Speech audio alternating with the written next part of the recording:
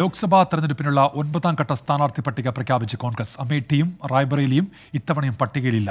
രാജസ്ഥാനിലെ രാജസമന്ദിൽ സുദർശൻ റാവത്തിന് പകരം ദാമോദർ ഗുജ്ജർ സ്ഥാനാർത്ഥിയാകും. ഭിൽവാഡയിൽ നിന്ന് മുൻ സ്പീക്കർ CP ജോഷി ജനവിധി തേടും. നിതിൻ അംബുജൻ, ഡൽഹിയിൽ നിന്ന് നിതിൻ. അമേഠിയും റായ്ബറേലിയും ഇല്ല.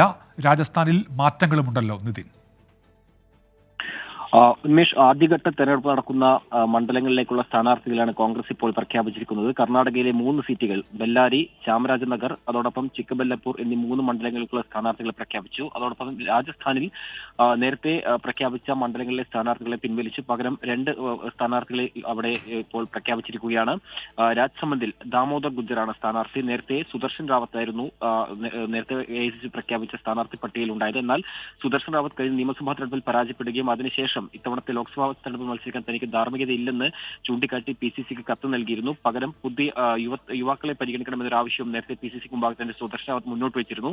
എന്തായാലും നേരത്തെ ദാമോദർ ഗുർജർ ഭിൽവാഡയിലെ സ്ഥാനാർത്ഥിയായിരുന്നു. ഭിൽവാഡയിലെ സ്ഥാനാർത്ഥിയാണ് ഇപ്പോൾ രാജ്സമന്ദിലേക്ക് മാറ്റിയിരിക്കുന്നത്.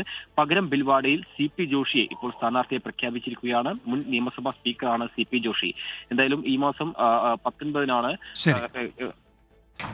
ശരി നിതിൻ. നിതിൻ അംബുജനാണ് വിശദാംശങ്ങൾ നൽകിയത്.